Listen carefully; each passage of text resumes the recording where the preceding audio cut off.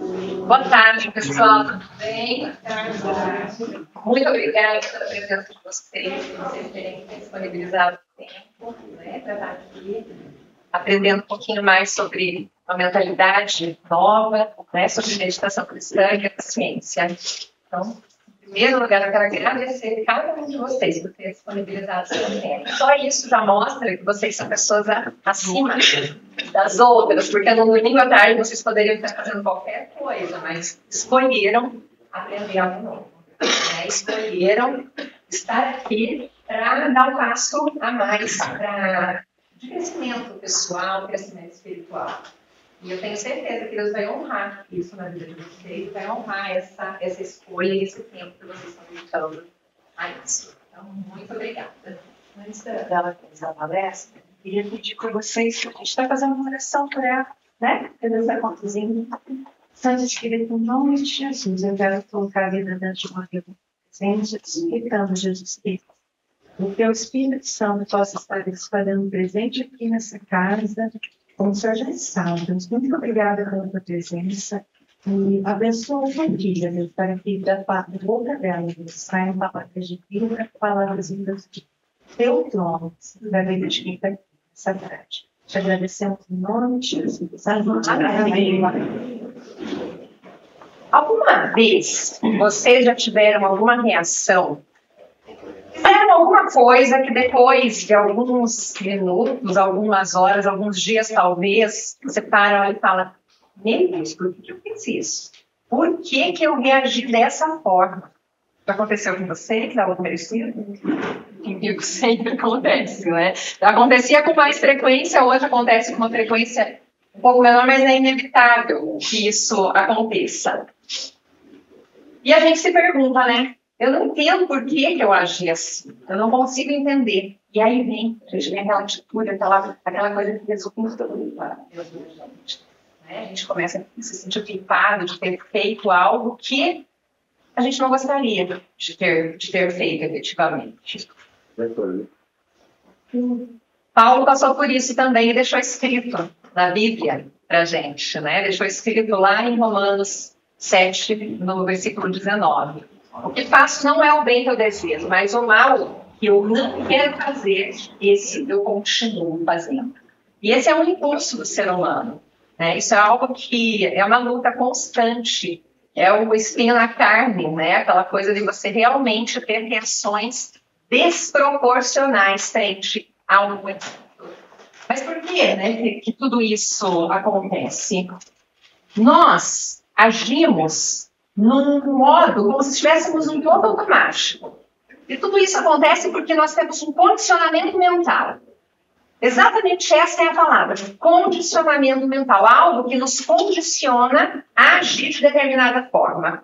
Então, a gente primeiro reage, e depois que a gente reage, a gente reflete.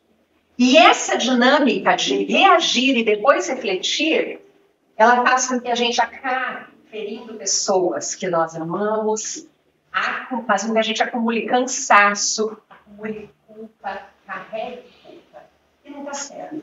Porque não foi para isso que nós fomos criados. Não foi para viver essa dinâmica de reagir e refletir.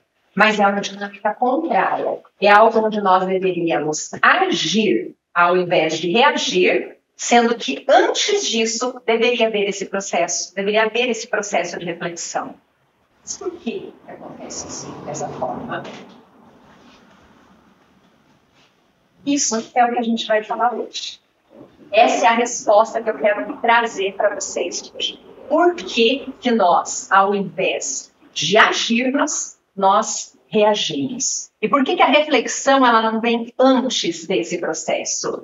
E para isso, eu quero mostrar para vocês uma metodologia que visa o despertar de uma nova consciência. Despertar a consciência através de uma metodologia elaborada com 21 chaves. Essas chaves, elas foram organizadas aqui nessa palestra em 3 grandes R's, tá? Esses R's, eles estão relacionados à reforma de uma casa. Por que a reforma de uma casa? Porque nós somos a casa. Nós somos o templo onde habita o Espírito Santo de Deus. E essa casa, ela precisa de uma reforma. Então, é sobre isso o que a gente vai falar hoje. Só que antes de mostrar para vocês como é essa metodologia, eu vou falar um pouco sobre o processo, como ela foi criada, o processo de criação dessa metodologia do Distritamente das 20 Baixadas. E para isso eu preciso falar um pouco da minha vida, né? Eu preciso trazer um pouquinho da minha história e um pouquinho de como tudo isso surgiu. Eu sempre fui uma pessoa que amou a busca pelo conhecimento. Desde muito cedo na minha vida, eu sempre gostei de aprender coisas. Fui aquela filha que a mãe não precisava mandar estudar, sabe? Que eu gostava de estudar, eu gostava de ter livros, gostava de buscar conhecimento.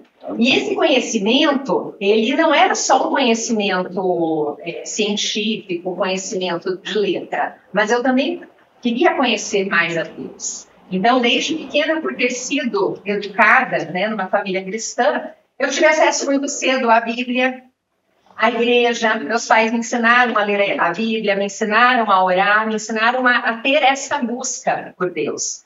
Mas eu achava que essa busca ela deveria ser mais pautada realmente no conhecimento. Eu precisava conhecer. Só que conhecer é algo que está muito aquém de você ter relacionamento íntimo com Deus. E esse processo que me levou até o relacionamento íntimo, né, é que deu origem, então, a essa palestra, a esse livro. Esse conhecimento, né, dentro desse conhecimento, eu estudei muito. Fiz graduação, fiz mestrado, fiz doutorado, saí para estudar, saí do país para estudar.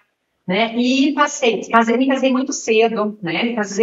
Passei por um processo de divórcio aos 31 anos, 32 na verdade, tá? E isso tudo gerou uma depressão, né? Resultou ali num processo, numa depressão, tá? E essa depressão, ela veio seguida por uma mudança total, uma mudança de cidade, de estado, de trabalho. Eu me peguei sozinha numa cidade onde eu não conhecia ninguém, num trabalho completamente diferente, em depressão, saindo de um divórcio, e em uma fase onde eu estava completamente rebelde. Né? Eu não queria saber, eu falava assim para Deus, eu sei que você está aí, mas me deixa aqui. Sabe aquela fase em que você não quer. Você sabe que tem alguém com você, mas você vive aquela rebeldia, né? Falava, Senhor, tenha misericórdia de mim. A única oração que eu conseguia fazer era essa. Tenha misericórdia de mim. Mas foi uma etapa em que eu não tive busca. Eu não conseguia buscar e eu também não queria buscar.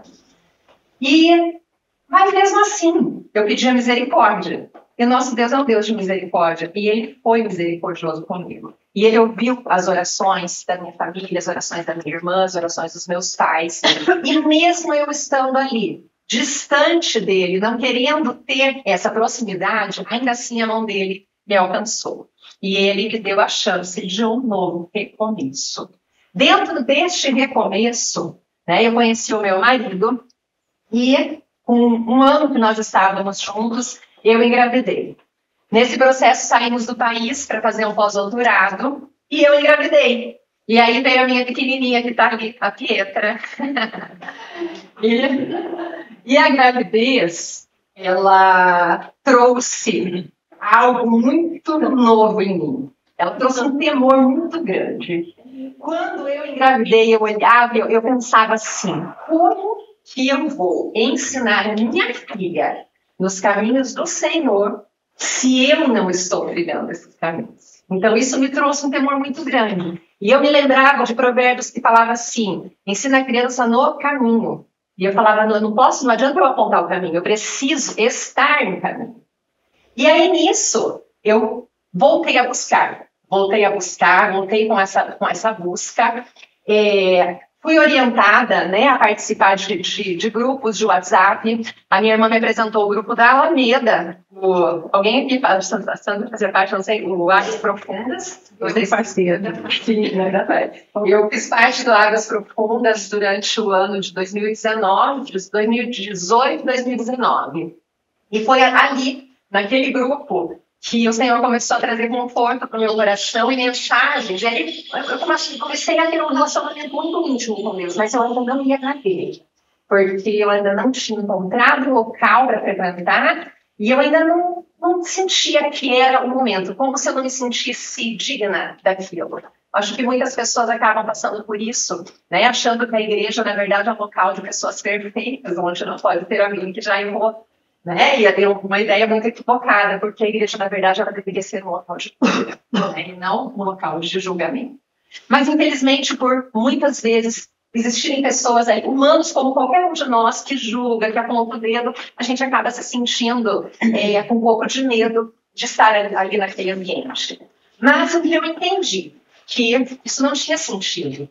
Que eu iria em uma igreja não simplesmente para receber o julgamento das pessoas, e que o julgamento das pessoas também não definiu nada na minha vida, mas que eu precisava ter essa busca, que eu precisava dessa comunhão, até porque eu tinha responsabilidade. Eu tinha 2 crianças pensando, e eu tinha 2 crianças agora para poder mostrar esse caminho. Então isso foi assim que eu voltei para a igreja. Eu já tinha voltado para os caminhos do Senhor, mas assim eu voltei para a comunhão no corpo da igreja.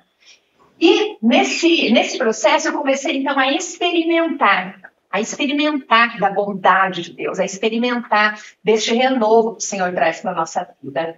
E começou uma jornada de transformação. Essa jornada de transformação que veio, né, a partir ali da gravidez, ela se intensificou quando as crianças nasceram. As minhas filhas têm a diferença de 1 ano, cada uma, né? Então, eu vivi 2 anos ali, uma loucura, né? Gravidez, nascimento, puerpério, tudo misturado, né? E no meio de tudo isso, eu estava ali, então, nesse processo de transformação.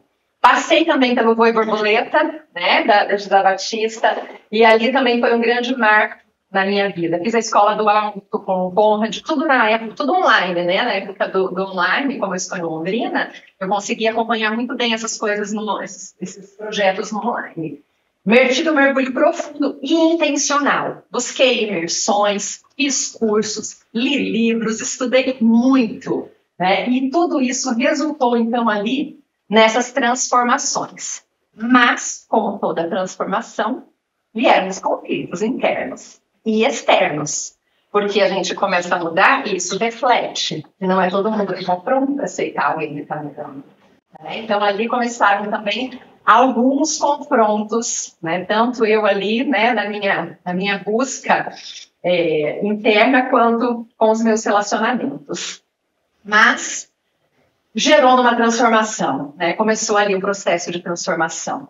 E nesse meio eu conheci a neurociência e eu tive acesso a um livro chamado Disciplinas Espirituais, de Richard Foster, um livro que eu super recomendo a leitura. Foi através deste livro que eu conheci as práticas meditativas. Né? Então ali ele fala muito sobre meditação. E a meditação também é muito falada dentro da neurociência, porque ela tem inúmeros estudos comprovando seus benefícios para o cérebro. Então, casou. Sabe quando junta? Assim, nossa, isso aqui, isso é perfeito. E cada curso que eu fazia, cada palestra que eu ouvia, o Espírito Santo ia me trazendo aquela verdade da ciência à luz da Bíblia. Então, todas as vezes que eu fazia um curso, que eu escutava uma aula, me vinha um versículo que reportava exatamente aquele conceito. E aí eu falo, meu Deus, a Bíblia ela é muito mais atual do que o jornal, do que a revista científica de mais alto impacto. Né? A revista científica de amanhã ela já está desatualizada perante aquilo que está escrito na Bíblia. E aí eu como cientista, né? Sou cientista, sou professora universitária há 21 anos. Então, assim, como cientista, comecei a confrontar as coisas e falar realmente, né? Não tem como negar. A ciência, à luz da Bíblia, ela traz muita resposta. A ciência sozinha é algo, mas à luz da Bíblia, ela traz aquilo que realmente nos conforta, aquilo que realmente traz as respostas que a gente precisa. E o que isso tudo gerou na minha vida? Né? Qual foi o resultado, qual foi a grande conclusão que eu cheguei a partir desse processo que eu acabo de contar para vocês? O que eu entendi foi que não adiantava nada eu mudar de cidade, eu mudar de estado, eu mudar de casamento, eu mudar de trabalho. Não adiantava nada se eu não mudasse a minha mentalidade. Era aqui que precisava mudar. Era eu que precisava mudar. Era começando em mim. Então, nisso, eu me deparei com um versículo que eu lia desde criança, mas que, na versão King James, saltou os meus olhos. Por quê? Porque traz uma palavra num contexto um pouco diferente. E fala assim: não vos conformeis com este mundo, mas transformai-vos pela renovação da sua mente, para que experimenteis qual seja a boa, agradável e perfeita vontade de Deus. Quem precisa se transformar? Nós precisamos nos transformar. Como? Com a ajuda do Espírito Santo. Sozinho nós não conseguimos, mas a ação tem que partir de quem? Nós. Né? A ação precisa partir de mim. Sou eu quem tenho que buscar essa transformação. Então eu entendi, né? Novos resultados, eles não surgem enquanto não há uma mudança de mentalidade. Em tudo isso, a neurociência comportamental, ela me trouxe várias respostas, né? Por quê? Porque o cérebro, ele está, essa máquina perfeita que Deus nos deu, Deus nos capacitou com uma máquina perfeita que é o nosso cérebro. E o nosso cérebro, ele tem estruturas capazes de captar, perceber sentidos. Esses sentidos captados, eles vão disparar memórias. Essas memórias que são geradas, elas vão resultar em pensamentos. E os nossos pensamentos, quando encontram o nosso corpo, vão resultar naquelas emoções que nós sentimos. E tudo isso determina o quê? As nossas atitudes e o nosso comportamento. Ou seja, são determinantes para os resultados que nós temos na vida. Então, se nós não gostamos dos resultados que nós estamos tendo, onde que precisa mudar? Lá no início. A gente precisa modificar lá no começo o nosso pensamento. Como funciona essa dinâmica? Ela funciona assim. Nós somos dotados de sentidos. Então, nós temos a audição, a visão, o olfato, o paladar, o tato, e há cientistas que defendem até mais sentidos, né? O sexto sentido é defendido hoje, né? A intuição, hoje, ela é defendida como um sentido. Essas percepções que nós temos, esses nossos órgãos que captam, né, tudo que acontece à nossa volta, eles vão fazer essa captura das imagens, dos cheiros, da sensação térmica do ambiente, e isso vai disparar lá no nosso cérebro uma memória. Tá? Essa memória que é disparada de forma inconsciente, ela vai resultar em um pensamento. Tá? Este pensamento, na maioria das vezes, é inconsciente. Tá? Só que todo pensamento vai resultar no nosso corpo. Como a gente entende o pensamento do corpo? Através daquilo que nós conhecemos como emoção. Então, às vezes nós estamos ali de boa, de repente, acontece alguma coisa, a gente começa a ficar nostálgico, sabe? Começa a ficar triste, né? Passa ali uma coisa ruim, e a gente não entende o porquê. Nossa, eu estava tão bem, de repente parece que, sei lá, triste, nostálgico. Por quê? Porque algo foi disparado. Uma memória foi ativada com base no quê? Em algo dos nossos sentidos captados. E essa emoção, ela, quando não processada de forma adequada, ela vai resultar em um comportamento, em uma reação que pode ser desproporcional.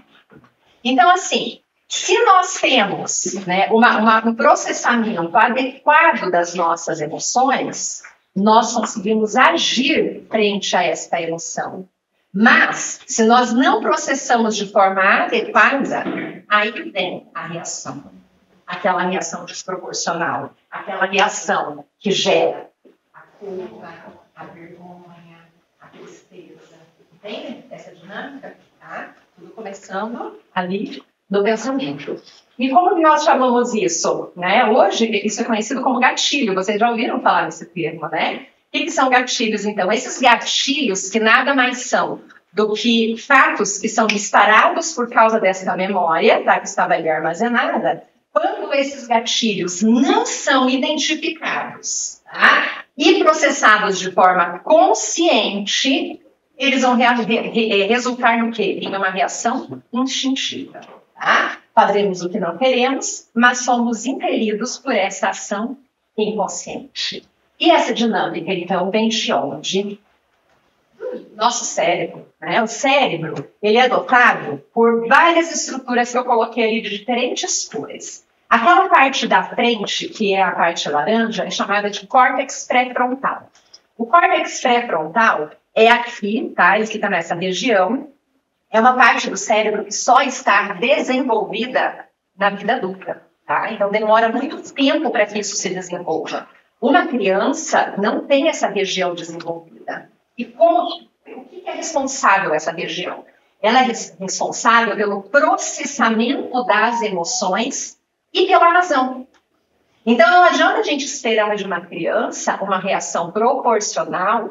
Não adianta esperar de uma criança que ela consiga processar adequadamente uma emoção a todo momento, porque ela não tem condições cerebrais para isso. O cérebro dela ainda não está desenvolvido para isso. Tá? Mas, e quando que começa a desenvolver? Lá na vida adulta. Existem estudos que mostram que entre 20 e 30 anos que essa região aí, ela já está desenvolvida. Mas eu digo uma coisa para vocês, que eu acredito. A cada ano que passa, os dados vêm mostrando um retardo no tempo de maturação do córtex pré-frontal. Tá? Por quê? Porque cada vez menos as pessoas são estimuladas. Cada vez mais as pessoas estão dependentes de tecnologia, dependentes emocionalmente, e aí vai. Então isso vai passar a acontecer mais tarde. Sabe, hoje adolescente vai ter idade, né? Mas depende do quê? Depende da forma como nós vamos hoje, como as pessoas hoje vão educar seus filhos. E buscar o conhecimento. Entende? Então, eles aceitarem. E aceitarem de tempo. Então, tipo, levar para ligar na falta de estilo. O atraso, né? O atraso.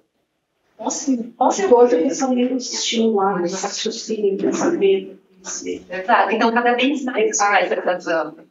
Né? Cada vez mais isso vai se atrasando. Por isso é tão importante a gente permitir a autonomia da criança. Tá? Mas a gente não vai falar de criança. Isso aí é outra agenda. Daí é um assunto um pouco mais bom. Né? Vai, volta um pouquinho, por favor. Tá? Então, o córtex pré-frontal é isso que vocês já, né, que vocês entenderam, né? É essa parte responsável pelo processamento da emoção e pela racionalização, a razão. Essa outra parte que está em roda no meio ali é o lobo temporal.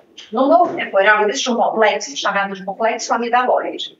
Ele recebe esse nome porque ali tem uma estrutura chamada amígdala, tá? A amígdala, ela parece uma amêndoa. O nome amígdala, ele vem de amêndoa. Por isso que a gente fala amígdala na garganta, porque parece uma amêndoa também, tá? Mas não tem nada a ver, são diferentes, ok? A amígdala cerebral, ela é a estrutura responsável pelo registro de memórias. Então ela fica ali, ó, escondidinha, mas ela fica guardando tudo o que acontece. Desde o ventre, tá? É a caixa preta. Ela fica ali, ó, guardando tudo o que acontece. Então, ali ficam armazenadas as memórias. E olha como é perfeito tudo isso. Por que armazenar memórias? Para nossa proteção. Porque nós, o ser humano, ele precisa ter esse instinto de proteção. Se a gente não tem uma memória de algo que foi ruim, de algo que resulta em perigo, como a gente vai se defender disso? Então, se uma criança chega e ela coloca a mão em algo quente, queima a mãozinha, ela vai ter essa memória lá guardada de que aquilo é perigoso. Então, a amígdala, né, ela está ali para nossa proteção, uma estrutura incrível que Deus colocou no nosso cérebro para nos proteger. Mas nós temos situações desproporcionais. Né? E ela acaba... Por quê? A amígdala está errada? Não. É o córtex pré-frontal que não está tão bem desenvolvido. Por quê? Porque nós não usamos ele como deveríamos. A gente vai já continuar nesse assunto. Lu, cadê a minha passadora oficial ali? Tadinha, ela tá correndo. Pode. Ela falou sobre a questão da parte do córtex pré-frontal e processamento da emoção. Processamento da emoção e razão. E a razão. Tá? E a amígdala e a memória. Registro das memórias. Exatamente. Eu vou usar essa analogia para que vocês entendam a função certinha ali do córtex pré-frontal e da amígdala, tá? Sistema de vigilância. Sistema de vigilância de uma casa, de uma residência, seja do que for. Como funciona um sistema de vigilância? Tem lá as câmeras de monitoramento, tá? E por trás da câmera de monitoramento tem um monitor que vai observar tudo o que está acontecendo ali, ok? Então, ali naquele monitor, né, vai estar mostrando, o alarme disparou, tá, mas foi uma borboleta que passou, foi um mosquito, é alguém que invadiu o local. É assim que funciona o sistema de monitoramento. Ele funciona sozinho? Tá? Ele pode até funcionar ali sozinho, mas precisa ter alguém monitorando isso, ok? Guardem então essa imagem, pensem aí nesse sistema de monitoramento, tá? Esse sistema, então, ele funciona perfeitamente de forma independente? Não funciona, tá? Precisa ter alguém monitorando para ver se o alarme disparou por causa de uma invasão ou por causa de uma borboleta, certo? Baseado nisso, vamos passar, Lu, e vamos pensar o seguinte. Aqui, olha, nós temos a caixa preta, né, Ana? Essa caixa preta, ela funciona mais ou menos assim. Sim. Deve falar caixa preta, né? Verdade.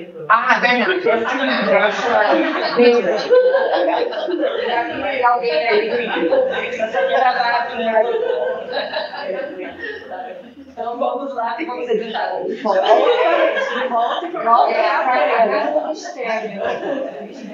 Temos então aqui a estrutura.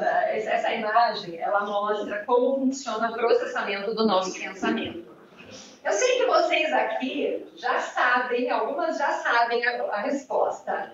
Quem souber, peraí um pouquinho, tá? Vamos lá. Quem sabe quantos pensamentos em média o ser humano tem? É por dia. Por dia. Mulher ou homem? Por dia. Mulher ou homem? Tem que fazer a diferença. Estima-se que o ser humano ele tenha mais de 70 mil pensamentos por dia. 70 mil pensamentos, tá? A gente não para de pensar.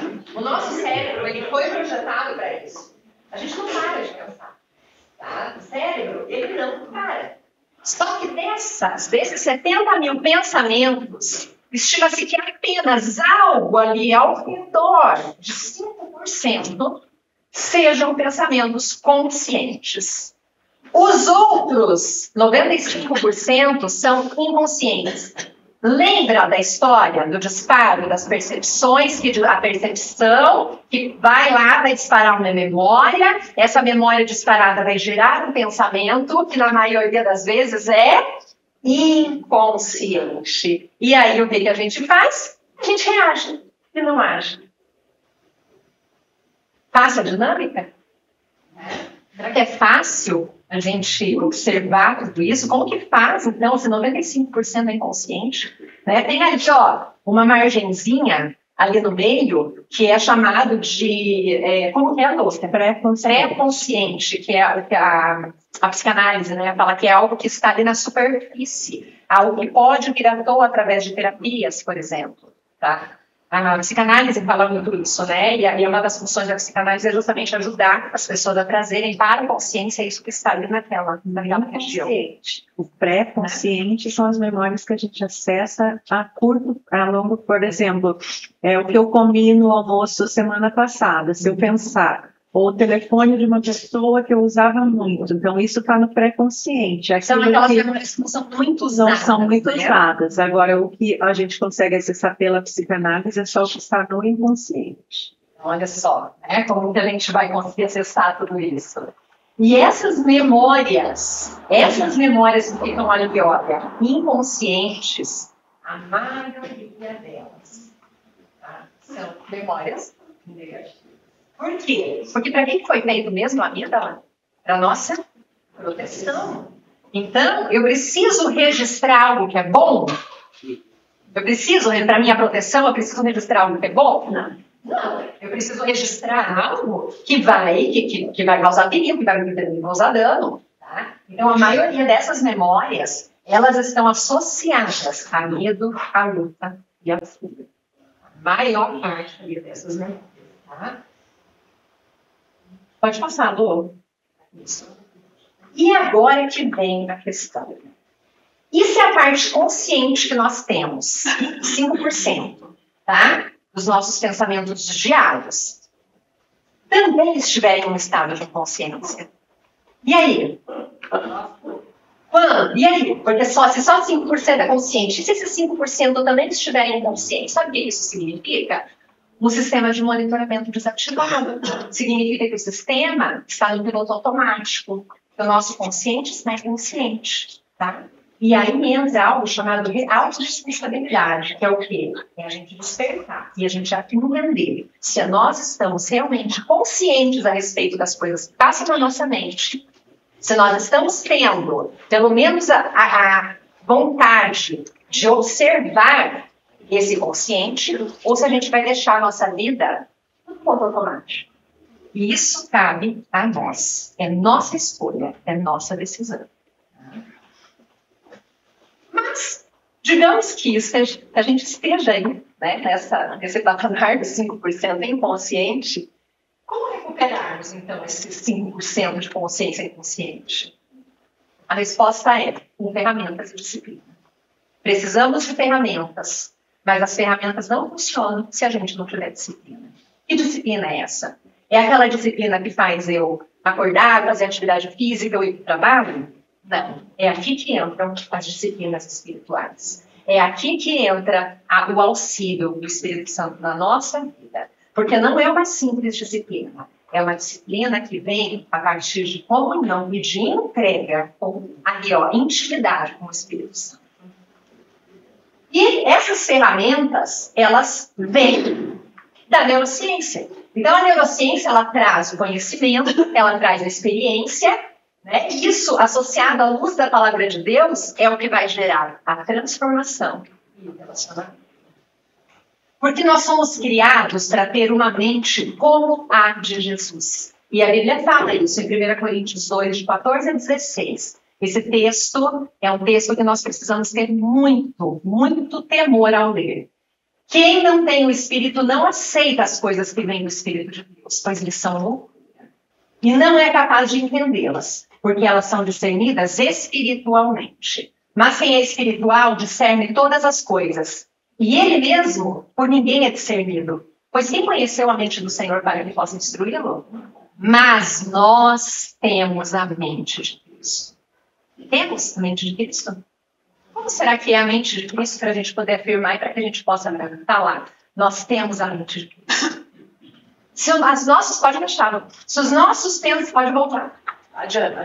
Se os nossos pensamentos são todos, a maioria deles são negativos, isso tem pensamento negativo? O meu Jesus é um Jesus que venceu. E ele não tem pensamento de derrota. Ele nunca teve pensamento de derrota. Mesmo ali, passando por tudo que passou, os pensamentos de Cristo sempre foram pensamentos de vitória. E se nós temos a mente de Cristo, então na nossa mente não há espaço, não deve haver espaço para pensamentos ruins.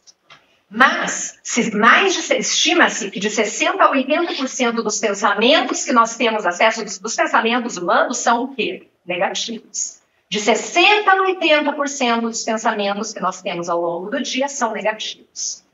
Gente, não é necessário esforço nenhum para que a gente tenha um pensamento negativo.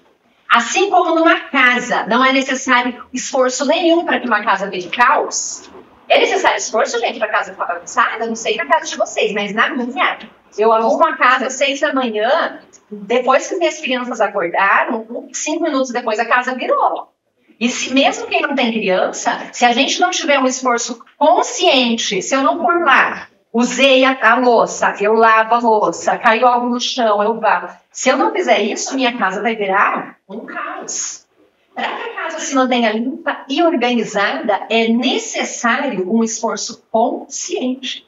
Da mesma forma, para que os nossos pensamentos não façam ninho os pensamentos ruins, para que na nossa mente não façam ninho os pensamentos ruins, é necessário também um esforço consciente. Está nas nossas mãos, é nossa escolha. Nós é quem precisamos escolher que tipo de pensamento nós vamos deixar fazer morada na nossa cabeça.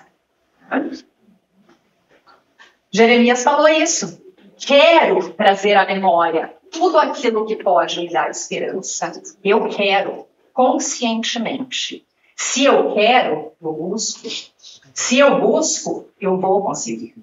Tá? Porque aquilo que pode me dar esperança. Tá? Eu quero trazer à minha mente os pensamentos bons. Eu quero trazer de forma intencional à minha mente aquilo que é bom, aquilo que é perfeito, aquilo que é agradável. Porque assim também tem uma recomendação para a gente lá na Palavra de Deus, em Filipenses 4:8, quando o apóstolo Paulo, mesmo passando por tantas tribulações, ele ainda fala: finalmente, irmãos, tudo que é verdadeiro, tudo que é respeitável, tudo que é justo, tudo que é puro, tudo que é amável, tudo que é de boa fama, se há alguma virtude e se algum louvor existe, seja isso que ocupe o pensamento de vocês.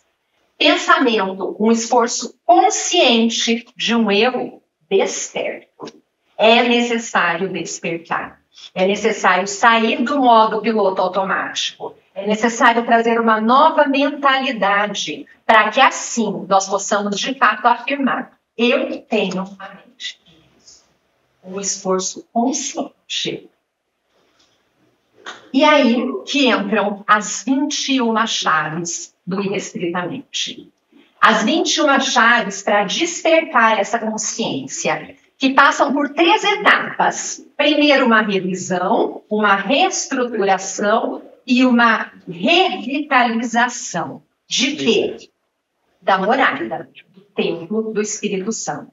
Somos casa e a nossa casa precisa de reforma. Nós precisamos passar por uma reforma. Tá? E nessa dinâmica, nessa metodologia, o primeiro passo de uma reforma é a gente fazer uma revisão. Esses dias, o meu vizinho, um mês mais ou menos, o meu vizinho começou a reformar a casa dele. E aí um dia eu acordei, e quando eu saí da minha garagem, eu olhei para o lado, e a garagem dele estava cheia de coisas velhas, coisas que você via que não tinham mais utilidade. Por quê? Porque quando ele resolveu reformar a casa, o que ele fez primeiro? Lu sabe, né, Lu? O que a gente faz quando começa a reformar uma casa? A gente tira tudo aquilo que não é útil. Tá? A gente começa revisando, começa observando. Olha, isso aqui vai ficar, isso aqui não vai ficar, essa parede precisa mudar de lugar, isso aqui não vai caber aqui. A gente começa fazendo essa revisão. E essa revisão, quando a gente fala da nossa casa interior, é olhar para dentro. É a gente olhar para dentro com sinceridade e fazer uma análise. O que precisa sair? O que precisa passar por uma reforma? Pode ficar, tá? E aí, tudo começa com uma escolha. Primeiro, a gente precisa escolher conscientemente. Sair da zona de conforto e entrar na zona de confronto. Porque na zona de conforto as coisas não acontecem. É na zona de confronto que a mudança vai começar a acontecer. Tá? Então, tudo começa com a escolha. Eu quero, então eu vou buscar. E vai ser difícil, não vai ser fácil, tá? E no primeiro capítulo eu já quero desistir, né, Sandrinha? Mas a gente vai firme. Por quê? Porque a gente sabe que tudo isso é por bem, né? Tá? E como que nós começamos a fazer isso? Observando. Observando os nossos pensamentos.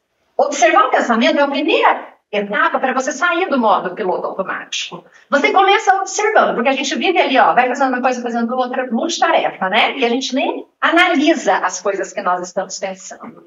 Que tipo de pensamento está permeando a minha mente? Será que eu tenho tido pensamentos bons? Ou será que a minha mente está só ali com coisas ruins e vem uma coisa ruim e dali a pouco já vem outra coisa ruim? Como é que eu faço? Né? O que está passando da minha mente? Mas para que eu possa observar o pensamento, a primeira coisa que a gente faz é respirar. Respirar. Então, ó, todo mundo comigo assim, ó. Ó, quando a gente respira, a primeira coisa que vocês fazem é levantar aqui, né? É aqui que tem que respirar.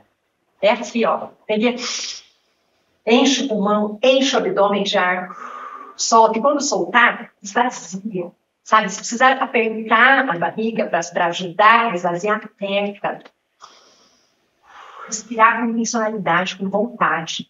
Quando a gente respira, a gente manda uma mensagem para o cérebro que fala assim: ei, estou atento a você. Tá? Se acalma que eu estou atento. Então, o primeiro passo é respirar. Respirar acalma o cérebro e manda essa mensagem dizendo que a gente pode prosseguir. Porque quando a gente está num estado de euforia ou então numa muita ansiedade, a respiração ela fica curta e rápida. Então, né? A gente fica assim, eufórico, respira curtinho e rápido. Aí, quando você para com intencionalidade, várias vezes por dia, e respira com intencionalidade, com força, com vontade, você já começa a mandar para o seu cérebro uma mensagem diferente. Só isso já começa a mudar o nosso comportamento. Tá? Perceber o comportamento. O que me irrita? A pessoa mastigando lá te irrita? A pessoa mastigando, que a gente precisa, não irrita com o barulho de mastigar? Tá? O grito da criança te irrita? O que te irrita? A pessoa que fala alto te irrita? A pessoa que chega para perder sua mãe, né? Nem encosta com que te irrita. A gente precisa começar a perceber o que está irritando a gente. O que está me distraindo? O que está tirando meu foco? O que está me deixando furioso? Muito furioso. Às vezes eu tenho aquela reação, né? O que está me deixando muito bravo? O que está me tirando aqui? Observar. Ninguém está dando resposta ainda. Mas é observar e começar a ver. Olha, isso aqui não estou gostando. Olha, a mastigação de uma pessoa está me irritando. O calor excessivo está me irritando. O frio me irrita. Sabe? Começar a observar as coisas que realmente estão tirando a gente ali do equilíbrio. E aí começar a questionar. Assim, tem sentido essa reação? Por que isso me irrita tanto? Por que a vida do outro me incomoda tanto? Por que a atitude daquela pessoa me tira do sério? Isso é olhar para dentro. Isso é olhar para si. Isso é a gente começar a revisar, tá? E a ver o que faz sentido e o que não faz sentido na vida da gente. E depois disso, depois de revisar, da gente observar e a gente ver o que está fazendo sentido e o que não está fazendo sentido, aí entra a segunda etapa da reforma, que é o quê? É reestruturar. Aqui, gente, começa a ação. É a reforma interna com base na revisão. Na reforma, essa parede não pode ficar aqui, então eu vou quebrar essa parede. Olha, aqui eu preciso construir algo novo. E é nessa etapa que a gente precisa, então, ver o que faz sentido ou não. Primeiro, as distrações. Andamos muito distraídos. Nós vivemos em um mundo distraído. A gente acorda e a primeira coisa que a maioria das pessoas faz hoje é já pegar o celular. Porque o celular é o despertador, já pegou o celular que é o despertador, já fica ali mesmo. Pronto, já começou a ser distraído. Tá? Já começou ali com perca de foco. Hoje eu ainda escutei um texto, eu escutei um vídeo falando sobre a expressão, falando, gente, quando a gente acorda, as nossas primícias, os primeiros momentos do nosso dia também são primícias. E para quem a gente tem dado os primeiros momentos do nosso dia? Quem tem recebido os primeiros momentos, os primeiros minutos do nosso dia? As nossas primícias. Quem tem recebido? São as distrações?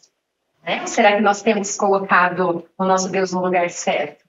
Em primeiro lugar, Pai, em primeiro lugar, todas as coisas serão acrescentadas. E os julgamentos? Os julgamentos também fazem parte disso. Eu tenho julgado muito os outros. Eu tenho me julgado muito porque, olha só, julgar o outro não é legal. Mas julgar a si próprio, como nós temos nos julgado? Que palavras nós temos dito a respeito de nós? Será que os julgamentos a respeito de nós têm sido muito severos? Jesus nos orientou a não julgar, para que a gente não seja julgado. Mas a gente já se julga. A gente já julga tudo, o tempo todo. E os julgamentos, eles estão diretamente relacionados com os nossos medos, com os nossos traumas, com aquelas memórias, que ficam lá armazenadas, a gente julga aquilo que inconscientemente a gente tem medo. E as reclamações? Como que anda a murmuração? A gente tem reclamado mais ou agradecido mais? A reclamação, ela não faz parte da vida de uma pessoa que busca uma nova mentalidade. Ela não pode fazer parte. Tá? A gente não deve reclamar. Em tudo dar graças, porque essa é a vontade de Deus para nós. E a inveja? Né? A inveja também. A inveja, ela demonstra, na verdade, falta de gratidão. Né? Então, assim, uma coisa acaba puxando a outra. A inveja, na realidade, a raiz dela é a falta de merecimento. A gente julga, a gente tem inveja daquilo que nós, no fundo, achamos que não somos dignos de conquistar. Mas isso inconscientemente. Porque conscientemente a gente fala assim, eu que merecia. Mas lá no inconsciente tem essa crença de não merecimento. Eu não sou capaz. Como eu não sou capaz, eu invejo. A procrastinação, a gente deixa a coisa, e aí vai. A gente vai procrastinando, inclusive a vida devocional. A gente procrastina o nosso relacionamento com Deus. O ano que vem eu começo esse devocional. Né? O mês que vem eu começo. Na segunda-feira eu começo. E assim a gente vai procrastinando o nosso relacionamento, até mesmo com Deus. Meu tudo isso, né, também. Ainda bem que, meu querido ego, como nós nos apegamos ao ego. Todo mundo está errado, mas eu estou certo. Meu ego, meu querido ego. É como a gente se apega. Aí a gente se irrita, a gente inveja, tudo isso aqui, ó. Tudo isso por quê? Porque o nosso ego está inflado. E o ego, ele dói. Ele dói. E aí a gente fica chateado, magoado com aquele negócio, sabe? A pessoa vive constantemente achando-se melhor do que os outros, né? Sempre se colocando em uma posição de superioridade. Não tem a mínima vontade de aprender, não consegue aprender com os iguais e com, às vezes, até as pessoas que estão numa posição menor, sendo que nós somos todos feitos à imagem e semelhança de Deus. Somos membros uns dos outros, fazemos parte de um corpo. Então, o ego é algo que precisa ser colocado no seu devido lugar. E por último, depois que a gente revisou, que a gente reestruturou, quebramos as paredes e a casa está linda, linda, do jeito que a gente quer, só que está vazia, vazia. Aí o que a gente faz? A gente vai mentalizar, a gente vai colocar coisas novas dentro dessa casa. A gente vai mudar essa família, a gente vai colocar uma coisa nova, uma decoração, que a casa é aconchegante, porque casa vazia não tem sentido. E do que a gente vai encher, então, a nossa casa? Com tudo aquilo que é bom, perfeito e agradável. E aí entra a gratidão, entram as expectativas adequadas a respeito de mim e a respeito do meu próximo. Porque a maior parte daquilo que nós vimos anteriormente, ela vai acontecer, eu vou julgar, eu vou criticar, eu vou reclamar quando as minhas expectativas não estão adequadas. Então a gente precisa adequar as nossas expectativas. A gente tem que ter ordem de prioridade para as coisas. Vocês são multitarefa? Aquelas pessoas que fazem tudo ao mesmo tempo? Começa uma coisa, faz outra, faz outra. Nosso cérebro não foi projetado para isso. Aí, mulheres, chegam no final do dia, vocês falam assim, cansadas. E o marido está como? Tranquilo. Por quê? Porque os homens já entenderam muito antes da gente que não dá para fazer uma coisa mais de uma coisa ao mesmo tempo. Tem ordem de prioridade. Que eu começo uma coisa, termino e depois eu começo outra. Eles estão certos, tá? Eles estão certos e a gente precisa aprender a fazer uma coisa de cada vez, tá? De acordo com a sua prioridade. A fé, os bons modelos. Quem vocês têm seguido? Inclusive nas redes sociais, tá bom? Que tipo de conteúdo vocês têm absorvido? Que tipo de filmes vocês têm assistido? Que tipo de músicas a gente tem ouvido? Aqui, os bons modelos. Nós precisamos cuidar. Por quê? Porque o que vai disparar mesmo as memórias? Os sentidos. Então, tudo aquilo que a gente vê, que a gente ouve, isso tudo vai disparar gatilhos, vai disparar memórias. Que vai resultar em pensamentos e que vai gerar as nossas atitudes. Ok? A quietude. Vocês conseguem fazer silêncio? Ficar quietinha? Eu me lembro quando eu terminei o meu doutorado. Imagina só, gente, aquela vida de louca, né, acadêmica. graduação, mestrado, doutorado. Eu fazia doutorado e dava 22 horas aula ao mesmo tempo na universidade onde eu fazia doutorado. Então era uma loucura. O que eu fazia para dar conta? Eu virava noites no laboratório fazendo a minha pesquisa. Tá? Eu trabalhava de dia e à noite para o laboratório para poder trabalhar, para poder dar conta da minha pesquisa. Quando eu terminei o doutorado, eu já estava aprovada em um concurso público na Bahia. Eu fui embora para a Bahia. Cheguei lá no meio do semestre. Não tinha aula para mim no meio do semestre. Não tinha aula. E eu fiquei 3 meses sem aula. Quase impossível. Então, eu não sabia ficar sem fazer. Eu não sabia. Eu já tinha entregue meu artigo da minha pesquisa, a minha tese estava revisada. Não fazia. Eu me sentia a pessoa mais improdutiva do mundo. Eu falava, meu Deus, eu não tenho nada para fazer. Eu quase fiquei louca. Por quê? Porque eu não sabia que era negritude. Eu não conseguia silenciar a minha mente, eu não conseguia descansar. Foi um processo. Ali eu comecei a aprender. Eu estava no lugar adequado, né? Estava na Bahia, estava adequado. Aprendi bem com os meus amigos. Palavras adequadas. O que nós temos falado para os outros? E para nós? A nossa comunicação começa no diálogo interno. O diálogo interno ele é mais importante do que o diálogo externo. Não adianta nada eu falar para todo mundo palavras boas, não adianta nada eu falar das pessoas que estão ao meu redor, palavras doces, palavras agradáveis, e para mim mesmo, eu falar que eu sou burro, que eu sou desafiado, que eu sou chato, eu sou assim mesmo. Eu nasci assim, como é, não adianta, não adianta. A comunicação interna é tão importante quanto a comunicação externa. Perdão, aqui tem uma chave principal, uma chave central. Sem perdão, a gente enrosca na vida. Imaginem uma superfície rugosa. Sabe, uma parede chapiscada, uma coisa cheia de imperfeições. Aí eu pego uma bolinha de gude e eu solto ali. Ela vai fluir, ela vai ficar enroscando. Vai ficar enroscando ali no meio do caminho.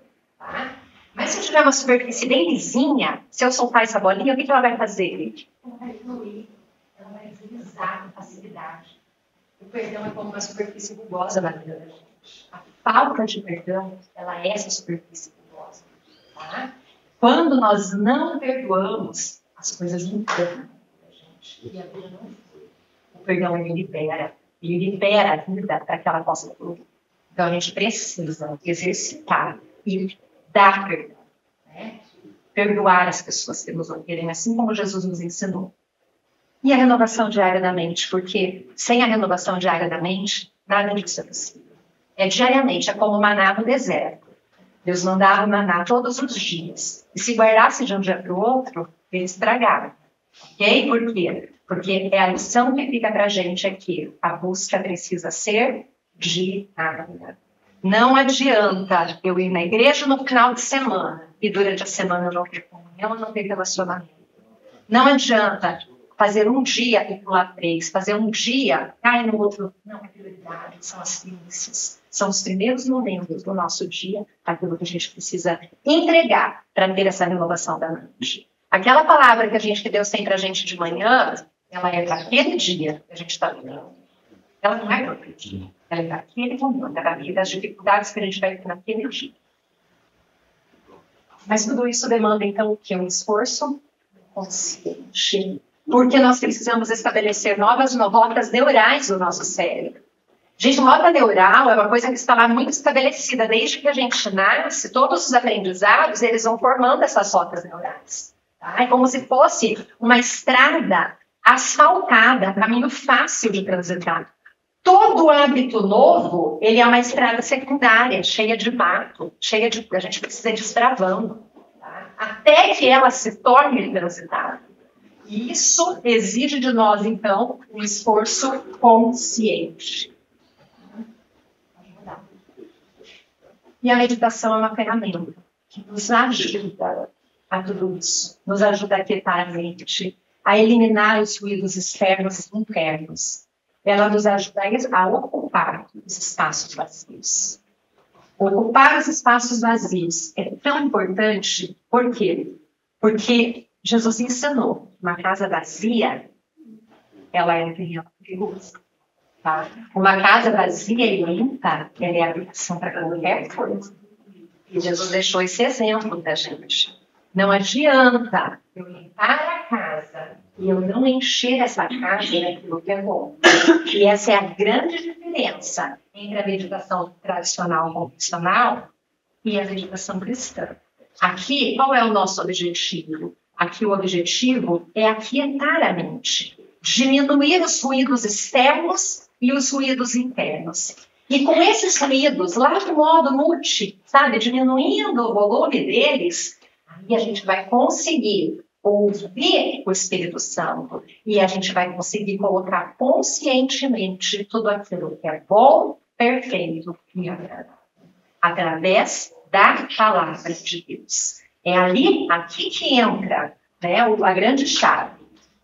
Para esses espaços com aquilo que nós sabemos que é verdade, que são os versículos que estão lá retidos na Bíblia, e tantas promessas que Deus tem para a nossa vida.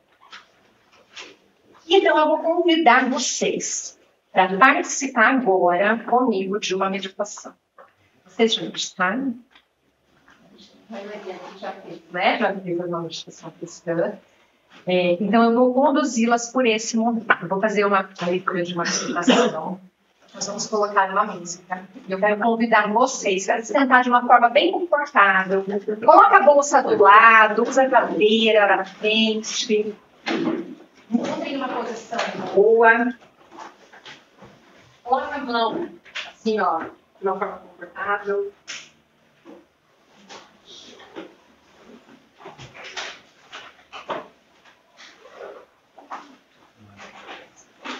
Ajeite-se na cadeira de forma cômoda.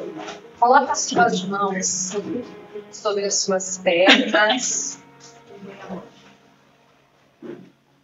Vamos começar fazendo um exercício de respiração. Nós vamos puxar o ar de forma bem lenta e profunda. Então, não vou contar até mais. Vamos lá. 1, 2, 3. Depois que vocês respirarem, vocês vão segurar o ar e segura por um pouquinho. 2 segundinhos e solta o ar. Vocês podem fazer a contagem mental. Puxa o ar. Segura a respiração. Se alguém sentir um pouquinho de altura, tudo bem. Fiquem tranquilos. A gente está oxigenando o cérebro. Apenas mantenha uma calma e continue respirando de forma lenta. Essa respiração, vocês vão fazer esse processo da forma mais confortável para vocês. Com os olhos fechados, eu quero te convidar a prestar muita atenção apenas na minha voz. Tente não se incomodar com mais nada. Ninguém está te olhando, ninguém está te julgando. E você também não está julgando ninguém nesse momento. Nem mesmo a você. De olhos fechados, apenas está respirando. Talvez você esteja um pouco ansioso neste momento. E os seus pensamentos estejam começando a incomodar. Quando nós paramos intencionalmente, os pensamentos mais variados surgem. Calma, isso é normal. A nossa mente não. Precisamos apenas aprender a silenciá-la para dar ouvido ao que realmente importa. Observe seus pensamentos. Eles têm nome? Medo, ansiedade, preocupação? Tente nomear seus pensamentos.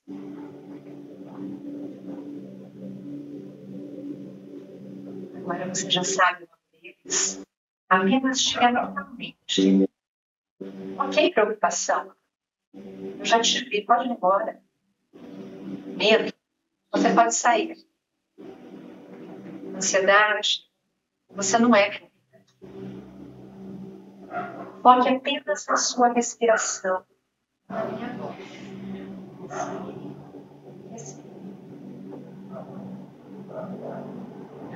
te convidar para imaginar-se em um local agradável. Pode ser no campo ou na cidade. Você está sozinho, mas não tem perigo. Você começa a caminhar e de longe avista uma casa. Essa casa chama muito a sua atenção. Eu não sei como ela é. Ela pode ser grande, pequena, pode ser térrea, pode ser um sobrado, de alvenaria de madeira. Não importa o tamanho. Ela chama muito a sua atenção. Tanto que você decide caminhar até ela. E enquanto caminha, você é capaz de observar melhor aquela casa. Nossa, ela te parece tão familiar. Chegando perto, sem medo nenhum, você observa melhor e constata que essa casa precisa de reforma. Ela está com a pintura apagada, está gasta. Você pode ver que as janelas não estão fechando bem. Então você se aproxima e percebe que a porta está aberta. A fechadura está danificada. Aquela casa é tão familiar que você decide entrar para verificar. Pela porta, ela arranja. A ferrugem tomou conta de tudo. Você olha o que tem dentro.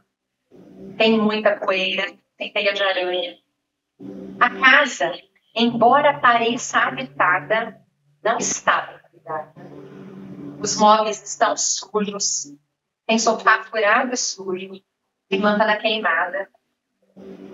Você passa pelos cômodos, banheiro, quartos, cozinha. Em cada lugar tem algo que precisa ser removido. Que precisa passar por uma limpeza. Que precisa ser mudado. Você para e olha para as janelas e para as outras portas da casa. E são todas sem tranca, sem chave. Não fecham direito. Qualquer coisa de fora consegue entrar sem qualquer dificuldade. Talvez por isso tenha tanta coisa. Esta casa realmente precisa de uma boa faxina e de uma reforma. Então você se dá conta de que aquela casa é você. E ela precisa de uma reforma imensa. Construir uma casa nova é muito mais fácil do que reformar uma casa antiga e habitada. Dá trabalho, cansa, você desanima. Mas logo entende o valor que ela tem e aceita que chega um momento em que as reformas são necessárias. Você se recorda de como era aquela casa. Ela tinha vida, tinha alegria. Por ali coisas boas aconteceram. Essa casa deu crianças felizes, amores verdadeiros, vitórias conquistadas, orações respondidas. Mas ali também aconteceram coisas tristes. Aconteceram nessa casa eventos que deixaram profundas cicatrizes nos corações. Você em silêncio para e escuta aquela voz que diz: vamos, reforme. Essa casa é você. Você precisa desta reforma. Você precisa passar por uma revisão para verificar o que precisa ser removido. Por uma reestruturação para colocar as coisas em ordem. Por uma revitalização para preenchê-las apenas com aquilo que faz bem. Você é a casa. Acaso não sabe vós que o meu espírito em ti habita? Diz o Senhor. Você é templo, é morada do Espírito de Deus. Que tipo de morada Deus tem encontrado em ti? Então, rapidamente, você começa a revisar e a anotar tudo o que precisa ser tirado. As murmurações, as reclamações, a falta de gratidão, a inveja, o ego exacerbado, a falta de domínio próprio, a impaciência. Nada disso pode existir onde habita o Santo Espírito de Deus. Então, você já entende como reestruturar esta casa. A reclamação precisa ser trocada por palavras de gratidão. A inveja precisa dar lugar à confiança e certeza de que podemos ter abundantemente além daquilo que pensamos ou sonhamos. O ego precisa ser colocado no seu devido lugar.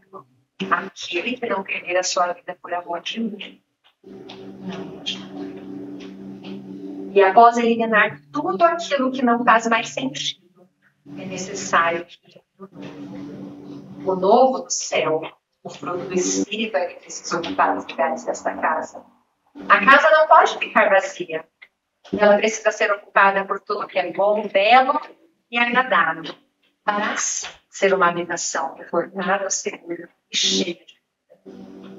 Deus tem encontrado a mente do seu filho em você. Ter a mente de Cristo tem sido o alvo da sua vida. Na mente de Cristo habita a consciência da vitória. Ele é a abundância. Ele é vitória. Ele é o amor que pode habitar em nós. Mas duas pessoas que não estão em acordo não podem andar juntas. Para andar com Deus, é preciso incorporar a consciência do seu filho à nossa própria consciência. Por meio da oração, cultivamos a fé, permitindo-nos caminhar de cabeça erguida, mesmo quando a visão é turva e tudo parece sombrio. Você é filho justificado. Portanto, ande pela fé. Renove a sua mente. Reeduque os seus padrões de pensamento. Pense grande. Tenha grandes objetivos. Mantenha a sua mentalidade vitoriosa. Jesus Cristo habita gloriosamente em você. E isso te proporciona recursos poderosos. Pense vitorioso. Deus responde conforme nossa vida de pensamentos. A presença do Espírito Santo é que te capacita. E ainda em estado meditativo, eu quero que cada uma que reflita. Sua mente tem refletido a mente de Cristo?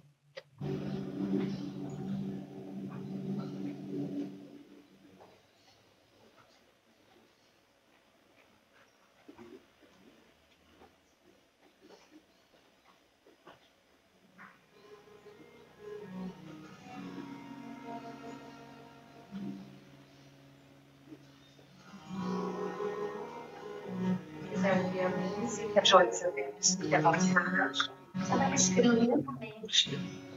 E preste muita atenção na minha visão.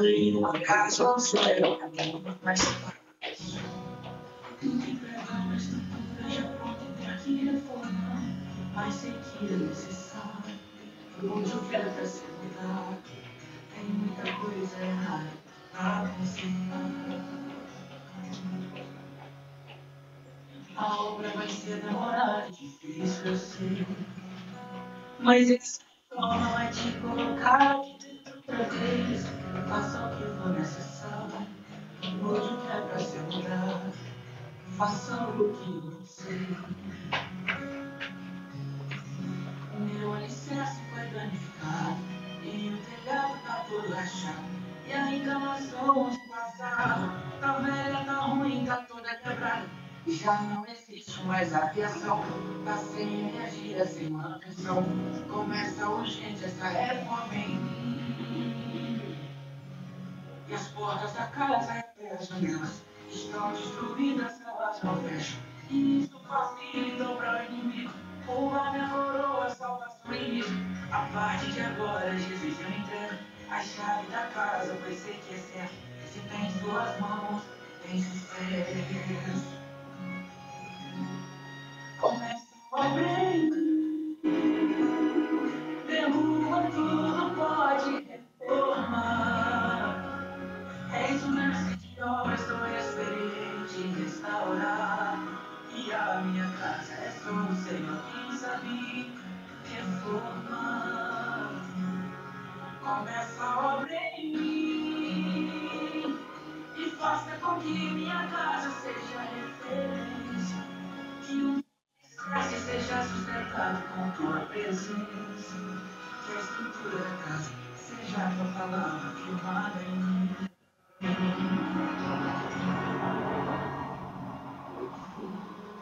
Agora eu quero que vocês abram os olhos. Fiquem de pé. Coloca a mão assim no coração. Vamos ler isso aqui em voz alta, mas com muita vontade, fazendo essa declaração. Vamos lá? O Espírito Santo mora dentro de mim. Eu sou sua casa. Eu sou sua morada. Ele me capacita. Por meio dele eu posso experimentar e viver o sobrenatural em minha vida. A partir de hoje, a escolha é de vocês. Porque antes disso, ele já escolheu a cada uma.